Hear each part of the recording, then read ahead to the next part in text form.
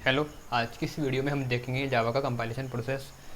तो देखिए, पिछली वीडियो में हमने देखा था कैसे हम उस कोड को अगर मशीन कोड में चेंज करते थे तो हमें किसकी ज़रूरत पड़ती थी। यहाँ पर एक चीज़ है जो मैं आपको और बतानी है। एक तो हमें कंपाइलर की ज़रूरत पड़ती है या फिर हम इंटरप्रेटर का भी यूज़ कर सकते हैं उसकी जगह। अब यहाँ पर बात ये आती है दो क्यों है, एक क्यों नहीं। तो देखिए, दोनों के कुछ एडवांटेज कुछ डिसएडवांटेज हैं। इन काम दोनों का सेम ही है। कंपाइलर भी मशीन कोड में चेंज करता है हमारे कोड को, और जो हमारा इंटरप्रेटर है वो भी हमारे सोर्स कोड को मशीन कोड में चेंज करता है। लेकिन अंतर ये है कि कंपाइलर पूरा का पूरा जो कोड है, मान लो 10 लाइन का कोड लिखा हुआ है, तो पूरी 10 लाइन को एक साथ पढ़ेगा, उसके बाद सीधा उन्हें चेंज करेगा मशीन कोड में। लेकिन जो इंटरप्रेटर है वो लाइन बाय लाइन चेंज करता है। तो पहले आपकी लाइन पढ़ेगा, उसको एग्जीक्यूट करेगा मशीन कोड में। ठीक है, एक चीज़ तो ये। दूसरा है, कंपाइलर फास्ट होता है क्योंकि एक बार में पूरा प्रोग्राम पढ़ के उसको सीधा कंपाइल कर देता है। लेकिन इंटरप्रेटर उसके मुकाबले स्लो होता है, वो लाइन लाइन पढ़ के काम करता है।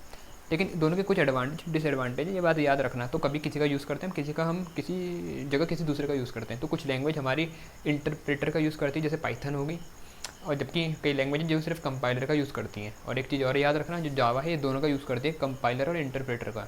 तो इसलिए हम इसको कंपाइल्ड और इंटरप्रेट लैंग्वेज भी बोल देते हैं कभी कभार।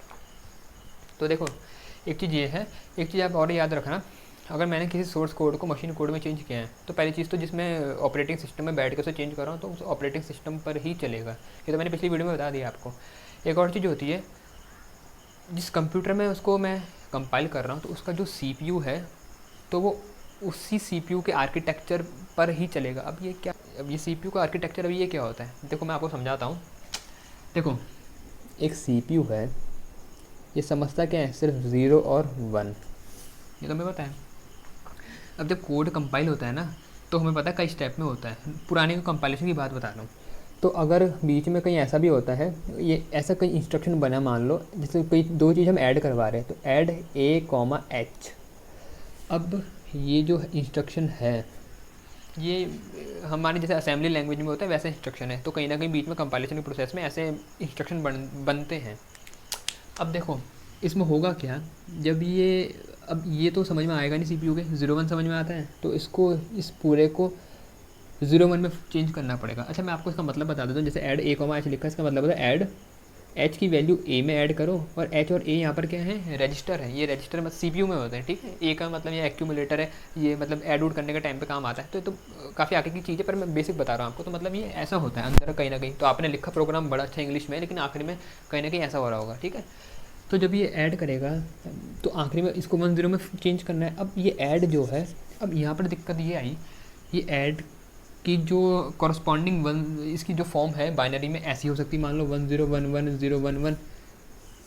अगर हम किसी एक इंस्ट्रक्शन सेट की बात करें, क्योंकि इंस्ट्रक्शन सेट एक ही नहीं है, कई सारे होते हैं। तो मान लो जो मेरा CPU है वो किसी एक पर्टिकुलर इंस्ट्रक्शन सेट को फॉलो कर रहा है, तो उसके कॉरस्पॉन्डिंग इसको जब वो कन्वर्ट करके 1 0 में, तो ऐसी फॉर्म हुई। किसी दूसरे को फॉलो कर रहा है, मान लो CPU, तो कुछ ऐसी फॉर्म हुई 0 1 1 0 1 0 1। तो दोनों अलग फॉर्म है। तो अगर मैंने किसी एक, मान लो इंटेल का i7 7th जनरेशन का या 10th जनरेशन का CPU है, उसमें मैंने इसको कंपाइल किया, तो ऐसे इसका कॉरस्पॉन्डिंग बाइनरी फॉर्मेट बना। फिर आपने इसमें रन किया, फिर आपने उसको उठा करके किसी दूसरे में चलाओगे, वहाँ पर मान लो AMD का प्रोसेसर लगा है, कुछ उसका सीरीज़ किसी और सीरीज़ का है, AMD Ryzen 5 लगा है, फिर आपने वहाँ चलाया, तो आप तो परेशान हो जाओगे कि 1.5 लाख का ले रखा है कंप्यूटर, i7 और i9 ले रखा है 11 जनरेशन, और दूसरे में कंपाइल कर रहा है 10 लाइन का प्रोग्राम नहीं चल रहा। तो देखो, कारण इसका ये होगा कि एक आपका CPU मान लो किसी और इंस्ट्रक्शन सेट को फॉलो करता है, दूसरे को फॉलो करता है। तो आपने एक में कंपाइल किया हुआ प्रोग्राम अगर उठा के दूसरे में सीधा चलाओगे तो कहाँ चलेगा, नहीं चलेगा। तो इसलिए याद रखना, एक तो OS पे डिपेंड करता है हमारा कंपाइल प्रोग्राम, दूसरा जो आपका CPU का आर्किटेक्चर है उस पर भी डिपेंड करता है। ये ऑर्डिनरी की बात बता रहा हूँ, करता तो अब भी है, लेकिन मतलब कि हमने कैसे जावा ने उसमें कुछ काफ़ी उसमें कुछ हद तक सफलता पा ली, या इस जो ये इतना TDS वर्क है इसको कम कर दिया, वो हम यहाँ देखेंगे। तो जावा में देखो, जो जावा का प्रोग्राम होता है, जो हाई लेवल कोड है, उसको हम सोर्स कोड भी बोल लेते हैं, और वैसे जावा प्रोग्राम मैंने यहाँ लिखा हुआ है। ठीक है, तो इसको हमें कंपाइल करवाना है। तो कंपाइल करवाने के लिए हमें पता है किसकी ज़रूरत पड़ती है, कंपाइलर की। तो मैं यहाँ पर हमने यूज़ किया है जावा कंपाइलर। जावा कंपाइलर हमें बताएं ये कंपाइल करना चाहिए किसके लिए, कंपाइलर किसके लिए कंपाइल करता है, CPU के लिए कंपाइल करता है, 0 1 के फॉर्म में लाता है। तो ये भी मतलब CPU को देखते हुए कंपाइल करेगा, लेकिन यहाँ पर दिमाग लगाया है लोगों ने, जिसने बनाया जावा।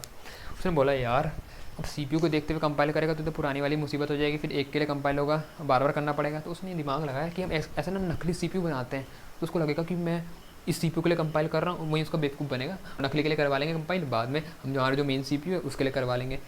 अब ये जो मैंने बोला इसको समझते हैं हुआ क्या। देखो ये जब कंपाइलर इसको कंपाइल करवाएगा तो बना बाइट कोड। असल में कंपाइल करने के बाद मशीन कोड बनता है, लेकिन यहाँ बाइट कोड बनता है। ये कंपाइलर ना पूरा कंपाइल नहीं करता, अधूरा कंपाइल करता है। तो इसको हम बोलते हैं इंटरमीडिएट कोड।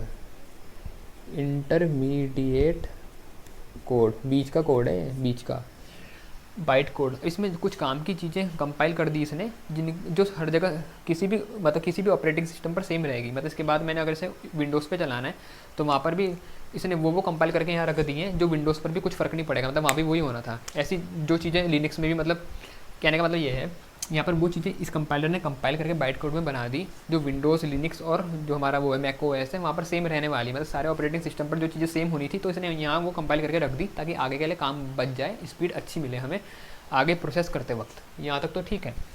और कुछ अब यहाँ तक तो ठीक है चलो, लेकिन अब ये है यार बाइट कोड बन गया है अब, लेकिन बाइट कोड तो हमें चाहिए नहीं, मतलब मशीन कोड बनाना है, तो मतलब आगे भी कुछ तामझाम करना पड़ेगा। तो देखो, और हमें एक और चीज़ पता है, जो कंपाइलर ने चीज़ बनाई वो किसी न किसी सीपीयू को देखते हुए बनाई होगी। अब ये किस सीपीयू के लिए बनाई, देखो अब यहाँ पर मैं आपको चीज़ बताता हूँ।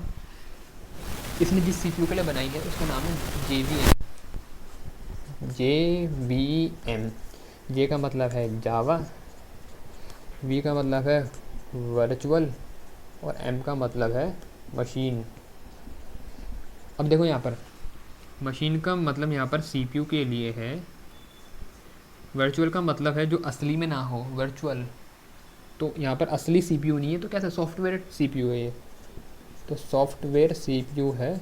तो जावा का सॉफ्टवेयर सीपीयू मतलब असली सीपीयू नहीं है, लेकिन कोड को ऐसा लगेगा कि यही सीपीयू है। तो जावा वर्चुअल मशीन है, उसके लिए ये बाइट कोड बनता है। तो जावा वर्चुअल मशीन एक सीपीयू कह सकते हो आप, जो सॉफ्टवेयर सीपीयू है, तो उसके लिए ये बाइट कोड क्रिएट हुआ। अब तो जो ये बाइट कोड बना है, मान लो मेरे पास JVM है, JVM मतलब मैं विंडो चला रहा हूँ तो मैंने उसमें JVM डाल रखा फॉर विंडोज़। अब एक चीज़ याद रखना भाई, अगर JVM हम डालेंगे तो वो फिर ऑपरेटिंग सिस्टम के हिसाब से डालेंगे। देखो अगर आप कोई चीज़ इंस्टॉल करते हो, ऐसा तो है नहीं मैंने विंडो में जो चीज़ें इंस्टॉल करी मैक ओएस में सीधा वो चल जाएंगी, नहीं होता ना ऐसा। आप अगर किसी चीज़ को इंस्टॉल करते हो तो आप वेबसाइट में जाके देखते हो अलग अलग ऑप्शन होते हैं, विंडोज़ के लिए अलग इंस्टॉलर होता है, मैक ओएस के लिए अलग होता है और लिनक्स के लिए अलग होता है। तो वैसे अगर मैं JVM डालूंगा तो विंडो है मेरे पे चल रही है, अगर विंडो ऑपरेटिंग सिस्टम का यूज़ कर रहा हूँ तो JVM फॉर विंडो इंस्टॉल करूँगा। अगर मेरे पास मान लो मैक ओएस है तो JVM फॉर मैक ओएस डालूँगा, और अगर मेरे पास क्या है लिनक्स है तो JVM फॉर लिनक्स डालूँगा। यहाँ तक तो ठीक है। पर यहाँ पर देखो फ़ायदा ये हुआ, JVM एक CPU है तो विंडो के लिए भी JVM है, मैक ओएस के लिए भी JVM है और लिनक्स के लिए भी JVM है। तो JVM के अंदर जो इन्होंने कॉन्फ़िगरेशन लिखी होगी CPU की, जो भी कोडिंग कर रखी होगी CPU की, तो जो सॉफ्टवेयर CPUs की, तो वो यहाँ भी सेम है, यहाँ भी सेम है, यहाँ भी सेम है। मतलब इस बाइट कोड के लिए उसको लगेगा कि तो बाइट कोड JVM के लिए कंपाइल हुआ, तो यहाँ भी JVM है, यहाँ भी JVM है, यहाँ भी JVM है। मतलब इसको ये भी चला सकता है, इसको ये भी चला सकता है, इसको ये भी चला सकता है, होगी मुसीबत ख़त्म। तो यहाँ तक तो आधा काम हो चुका था, बस कुछ चीज़ें रह गई थी, वो चीज़ें रह गई थी जो मशीन पे डिपेंड करती, वो यहाँ पर कंपाइल नहीं हुई थी। कुछ चीज़ें ऐसी होती हैं, अब देखो असल में तो हमें अपने CPU के लिए करवाना है ना कंपाइल भाई, तो यहाँ तो JVM के लिए हुआ कंपाइल है, तो हमें JVM थोड़ी इसको एग्जीक्यूट करेगा तो हमारा CPU यहाँ पर। तो लेकिन यहाँ पर ये है कि जो चीज़ें हमारा CPU एग्जीक्यूट करेगा वो नहीं हुई यहाँ पर कंपाइल, वो बची हुई हैं। तो JVM फॉर विंडोज़ है, JVM फॉर मैक ओएस है, JVM फॉर लिनक्स है। ये हमारी जो JVM डला हुआ है हमारे सिस्टम में, ठीक है। अब बाकी बचा काम ये करेगा। इसके अंदर एक JIT नाम का कंपाइलर होता है, जस्ट इन टाइम कंपाइलर, ठीक है। और एक इंटरप्रेटर भी होता है, जावा बाइट कोड इंटरप्रेटर।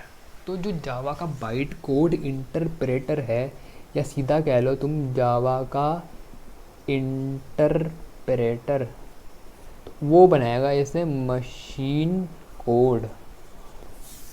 अब ये मशीन कोड को मत उठा के इधर उधर चला लेना, ये है अब तुम्हारा मशीन स्पेसिफिक।